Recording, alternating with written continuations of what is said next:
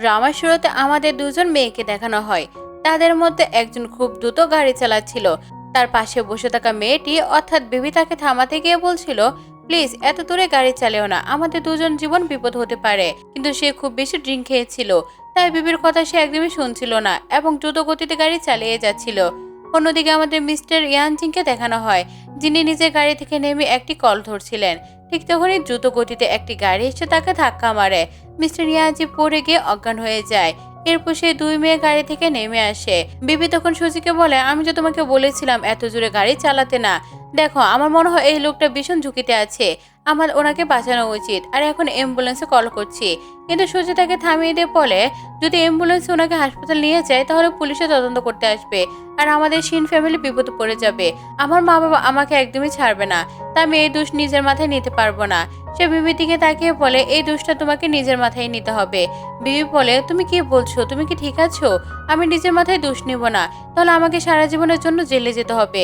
তখন সুজি বলে, কোনো সমস্যা নেই, এমনি তো তোমার দাদির ট্রিটমেন্ট তো আমিই করাচ্ছি, আর তুমি তো আমাদের পরিবারে বড় হয়েছো, কি হলো, আমার জন্য এইটুকু কাজ করতে পারবে না? বিবি বলে, আমি তো বলেছি আমি এটা করব না। কিন্তু সুজি বলে, ভেবে দেখো, যদি চাও আমি তোমার দাদির চিকিৎসা চালিয়ে যাই তাহলে তোমাকে এই দোষ নিজের ঘাড়ে নিতে হবে। এই কথা শুনে ভেবে চুপ হয়ে যায় এবং হাঁটু গেড়ে বসে পড়ে। সে বলে, ঠিক আছে, আমি নিজের মাথায় দোষ নেব। এরপর সুজির চাবি তার দিকে ছুড়ে দিয়ে সেখান থেকে চলে যায়।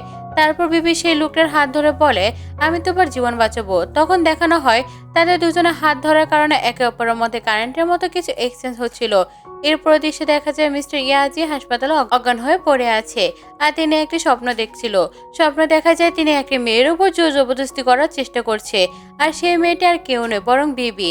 বিবি বলে, প্লিজ মিস্টার ইয়ানজি আমার থেকে দূরে সরে যান। কিন্তু মিস্টার ইয়ানজি বলেন, আমি তোমাকে ছাড়বো না। তিনি বিবিকে বলে, তুমি শুধু আমার ছাড়া আর কারো হতে পারবে না। বিবি খুব ভয়ঙ্করভাবে ভয় পেয়ে যায়। মিস্টার ইয়ানজি তার খুব কাছে চলে আসে, আর ঠিক তখনই তিনি চমকে উঠে যান।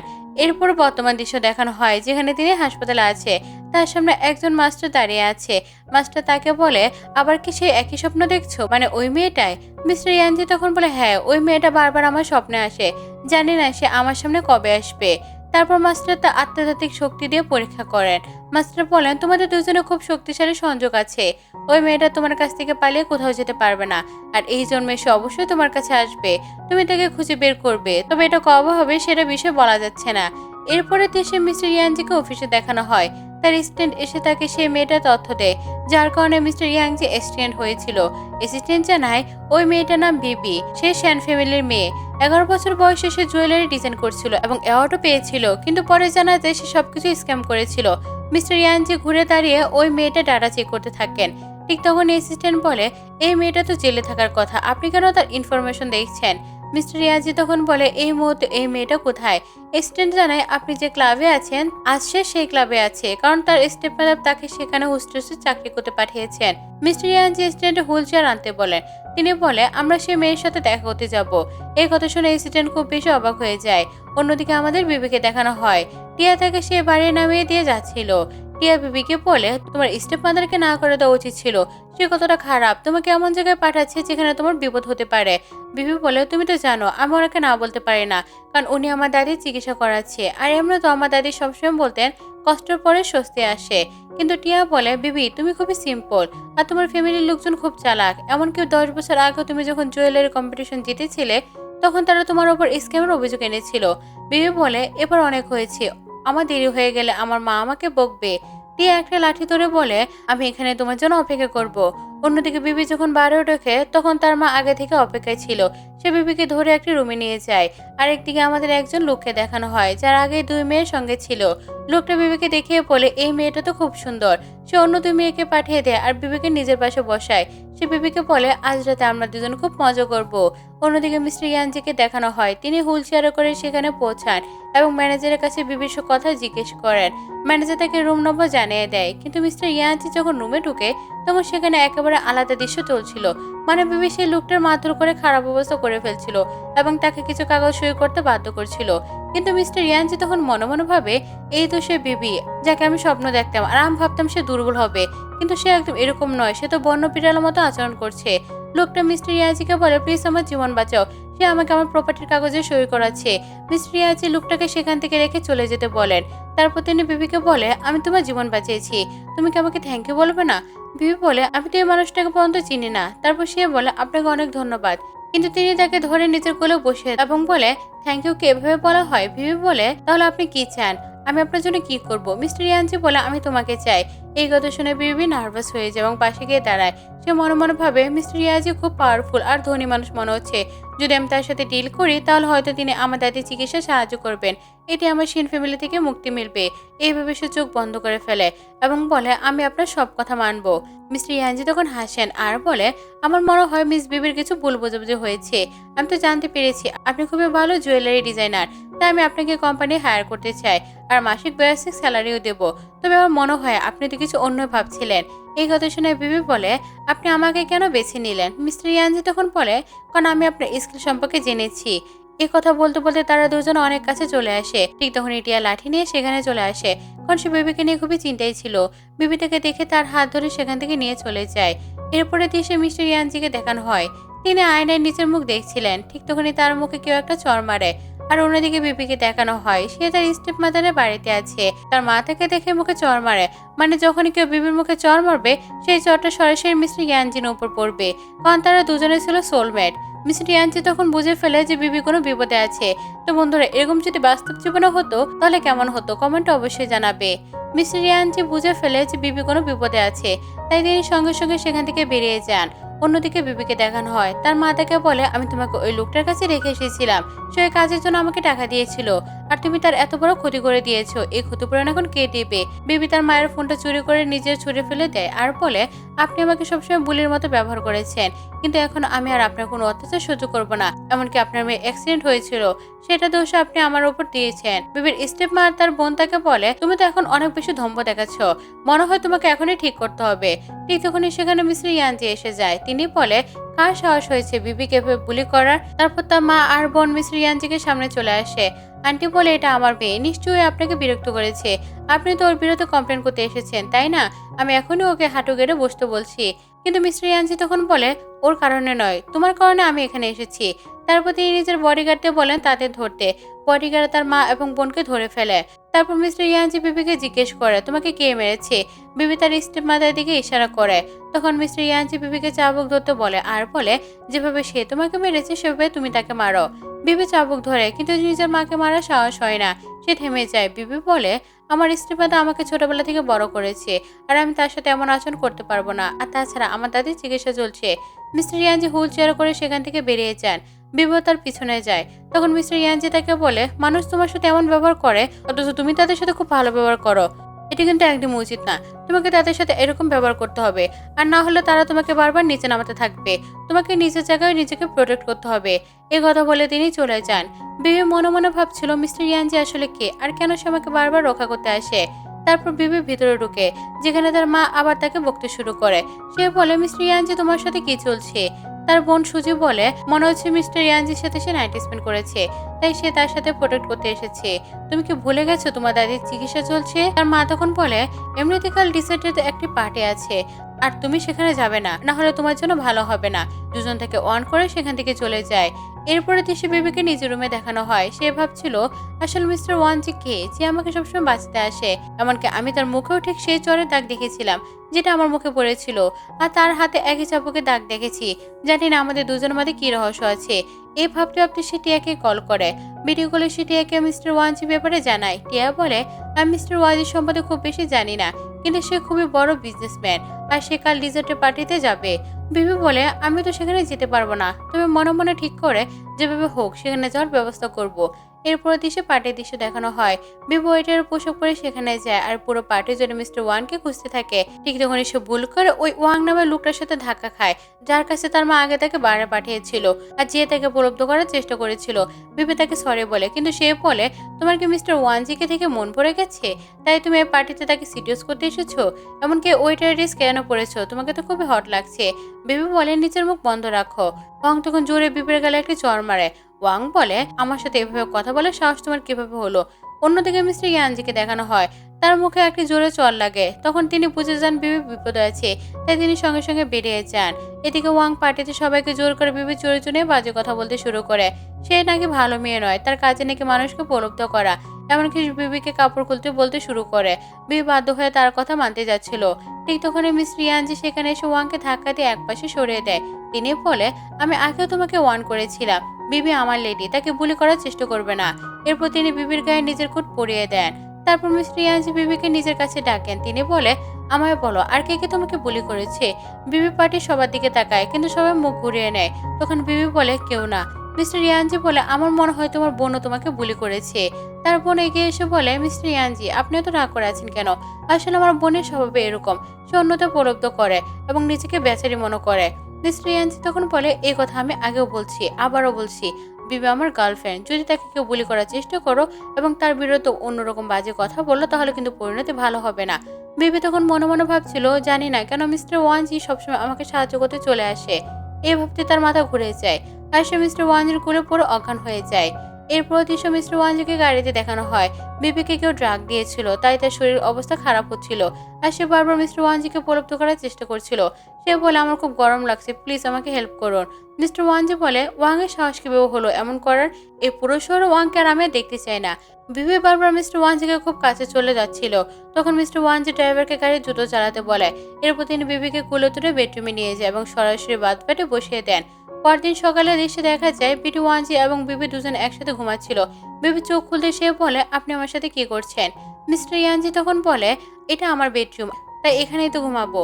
বিবি বলে, আমার কাপড় কে বদলেছে? আমার সাথে আপনি কি করেছেন? মিস্টার ওয়ানজি বলে, তুমি কি ভুলে গেছো গত রাতে তুমি আমাকে প্রলুব্ধ করেছিলে? তারপর তিনি তাকে ভিডিও দেখান, যেখানে দেখা যায় বিবি থেকে বেডরুমে নিয়ে যাওয়া হচ্ছিল। বিবি বলে, আপনার পা তো পুরোপুরি ঠিক হয়ে গেছে। মিস্টার ওয়ানজি বলে, তোমার কারণে আমার পা ভেঙে গিয়েছিল, ভুলে গেছো? তুমি তো আমার অ্যাক্সিডেন্ট করেছিলে। বিবি তখন বলে, আমি খুব খারাপ মানুষ, প্লিজ আমাকে ক্ষমা করে দিন। এই বলে সে নিজের গাড়ি দুটো চড় মারে আর সে চড়গুলো আসলে মিস্টার ওয়ানজির উপরে লাগছিল।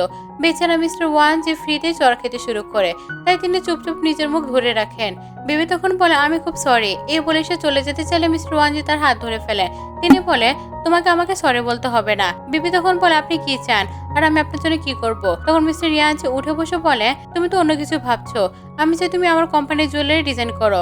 বিবি তখন বলে, শুধু আমি কেন? মিস্টার ওয়ানজি বলে, কারণ তুমি আমার অনেক বড় ক্ষতি করেছো, তাই এখন থেকে আমি চাই তুমি আমার কোম্পানিতে কাজ করো। আর যদি এটা না করো তাহলে কিন্তু আমি তোমার এই ভিডিও ভাইরাল করে দেবো। বিবি মনে মনে ভাবছিল, মিস্টার ইয়ানজি আসলে আমার নিজের কাছে রাখতে চান আর অজুহাত হিসেবে ভিডিওর কথা বলছে। মিস্টার ওয়ানজি কত কিউট। ঠিক তখন বিবির পেটে ব্যথা শুরু হয় আর সে সঙ্গে সঙ্গে ওয়াশরুমে দৌড়ে যায়। অন্যদিকে মিস্টার ওয়ানজিকে দেখানো হয় তার পেটেও কি একই রকম ব্যথা উঠছিল, কারণ তারা তো সোলমেট, তাই তিনি পেট চেপে বসে পড়েন। তার অ্যাসিস্ট্যান্ট তার জন্য কোল্ড কফি নিয়ে আসে। সে মিস্টার ওয়ানজিকে বলে, আপনার কি হয়েছে? পেটে ব্যথা? আমি কি ডাক্তার ডাকছি? মিস্টার ইয়ানজি জানতেন এই ব্যথা বিবির কারণে হয়েছে, তাই তিনি বলেন, না ডাক্তার ডাকতে হবে না, একটু পরে ঠিক হয়ে যাবে। আর তিনি অ্যাসিস্ট্যান্টকে কফি গরম করতে বলেন।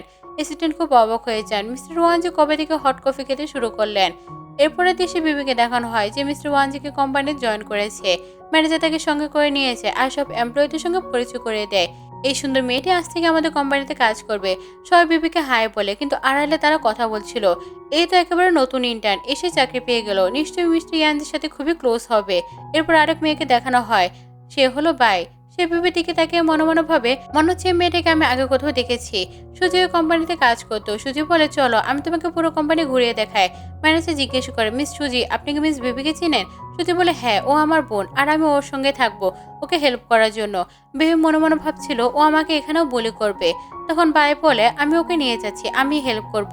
সুজি বিবির হাত চেপে ধরে বলে, তুমি জানো তো কাল তোমার দাদি হাসপাতালে বিল পে করতে হবে, তাই চুপচাপ আমার সাথে চলো। সে এমনকি বিবিকে ফেলে দেওয়ারও চেষ্টা করে। বেচারা বিবির পা মচকে যায়। বিবি বাইকে বলে, আই এম সরি, আজ আমি তোমার সাথে যেতে পারবো না, আজ আমার বোন সুজির সাথে যেতে হবে। এই বলে সে সুজির সাথে চলে যায়।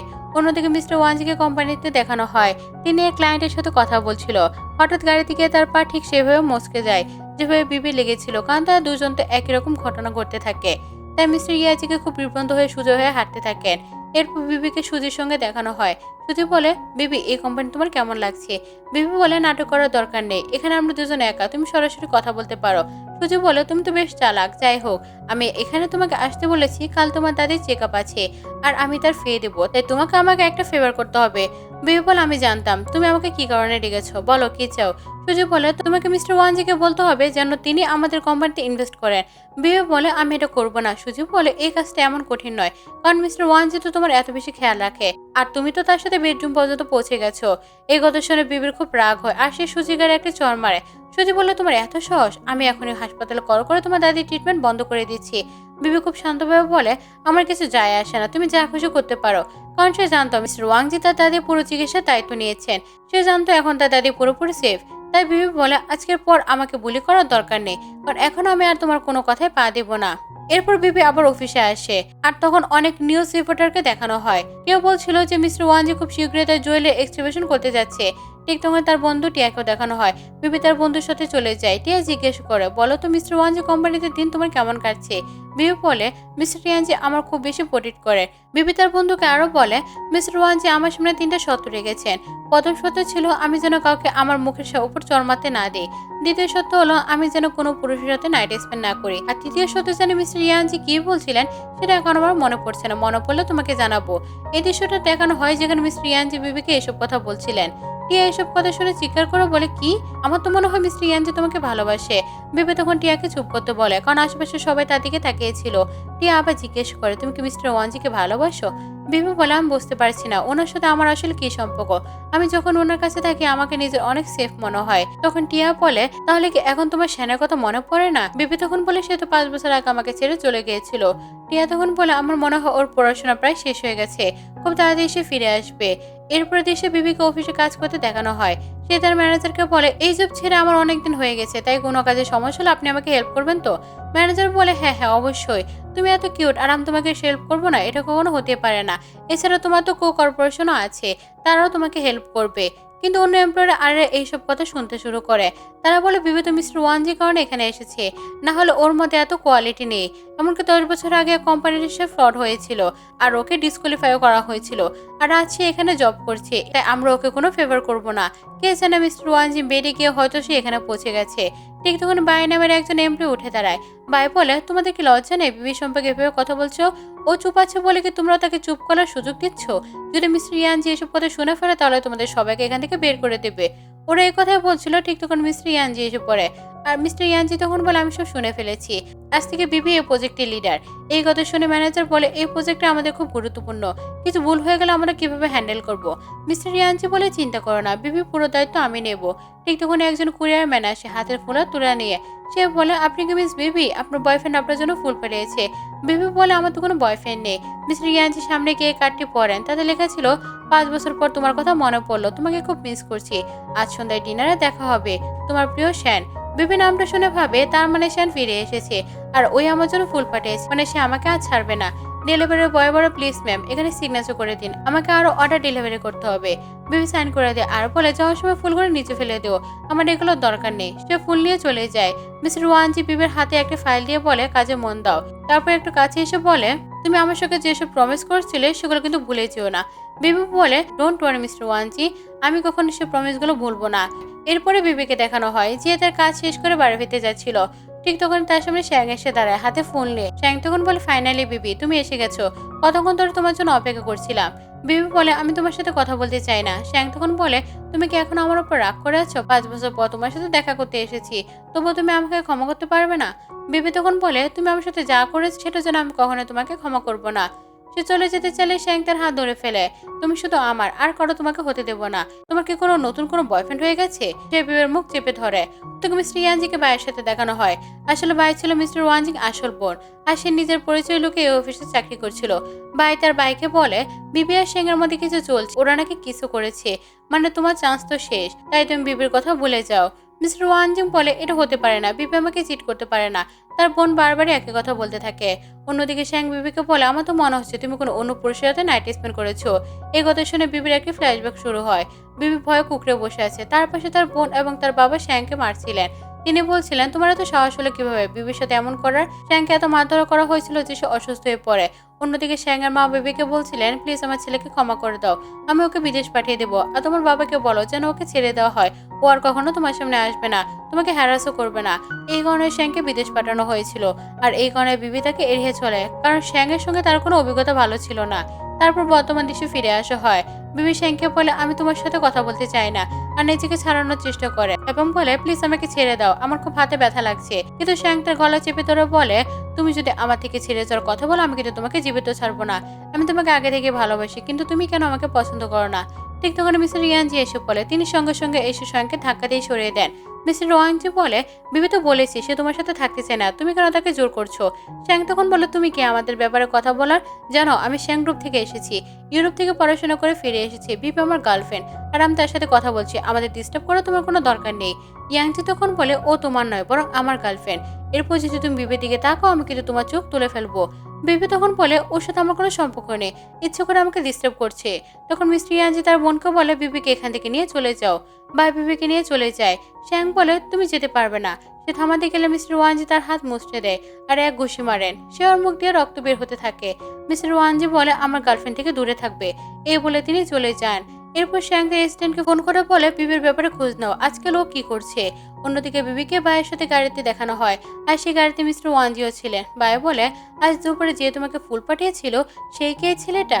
বিবি বলে হ্যাঁ এই ছেলেটাই। ভাই আবার জিজ্ঞেস করে ওর সাথে তোমার সম্পর্ক কি? বিবি বলে কিছুই না, ও আমাদের পরিবারের পুরনো বন্ধু।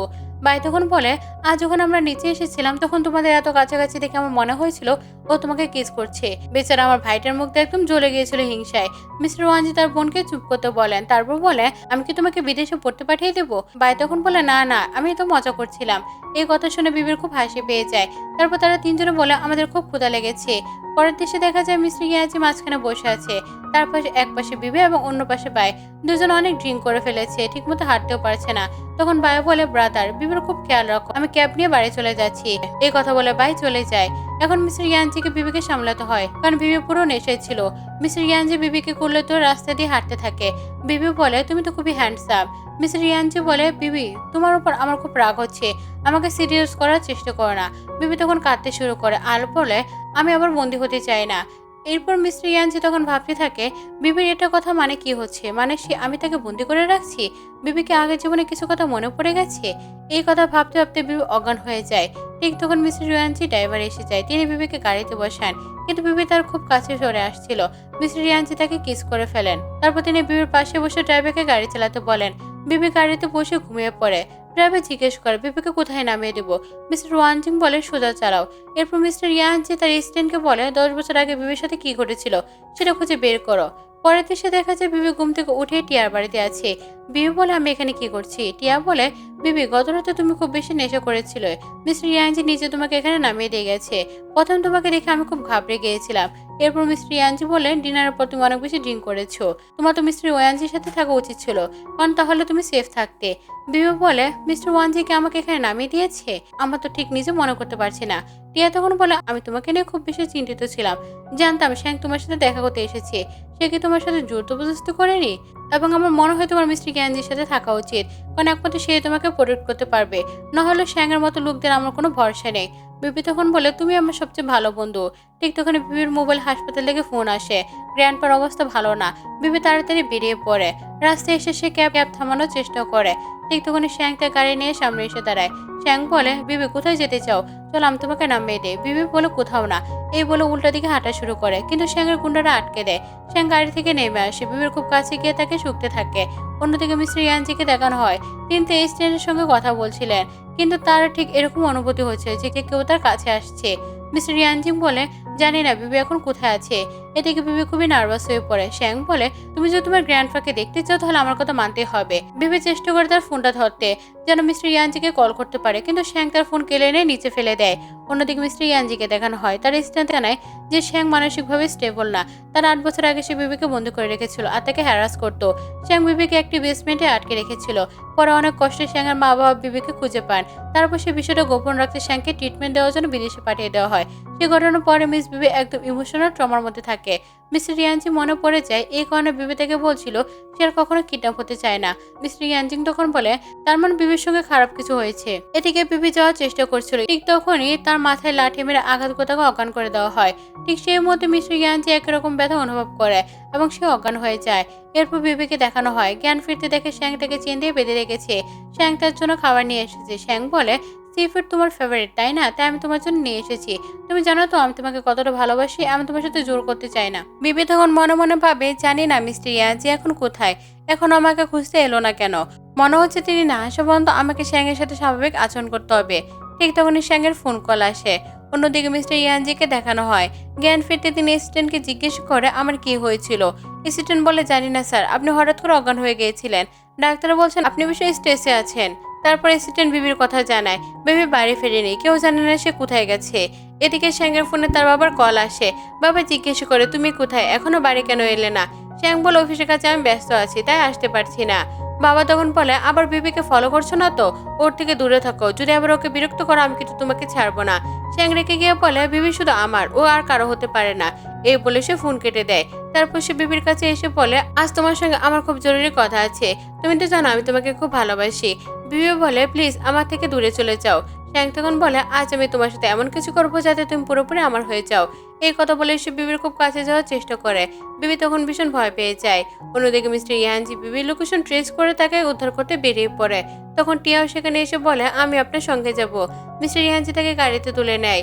এদিকে শ্যান বিবিকে হ্যারাস করতে থাকে। সে বলে, আমি তোমাকে খুব ভালোবাসি। বিবি তখন বলে, আমার থেকে দূরে থাকো। এ বলে সে সবার মাথায় ল্যাম্প মেরে পালানোর চেষ্টা করে, কিন্তু শ্যাং তার হাত চেন দিয়ে বেঁধে রেখেছিল।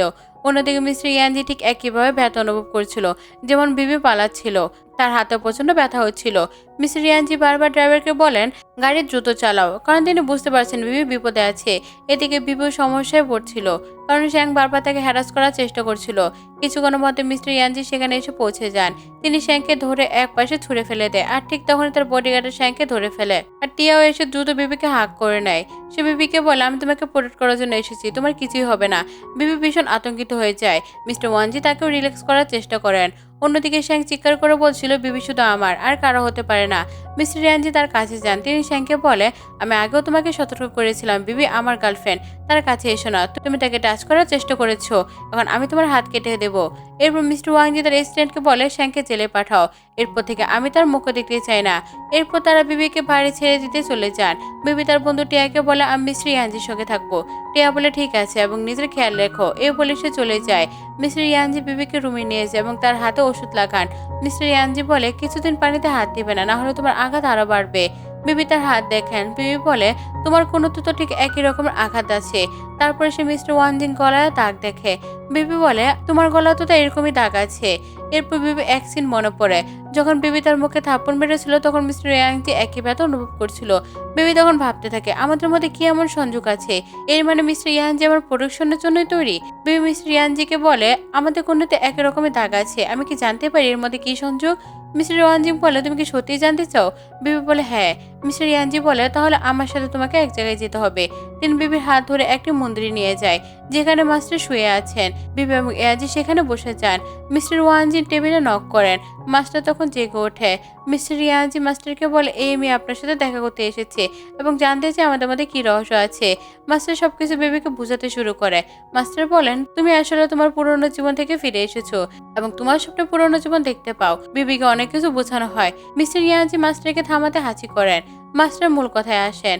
মাস্টার বিবিকে বলে, তুমি এবং মিস্টার ইয়ানজি সত্যিকারের সোলমেট এবং একে অপরের জন্যই তৈরি, তাই তোমাদের একসাথে থাকা অনেক বড় আশীর্বাদ, তাই তোমাদের একসাথে থাকতে হবে। বিবি তখন ধন্যবাদ জানিয়ে বাইরে আসে।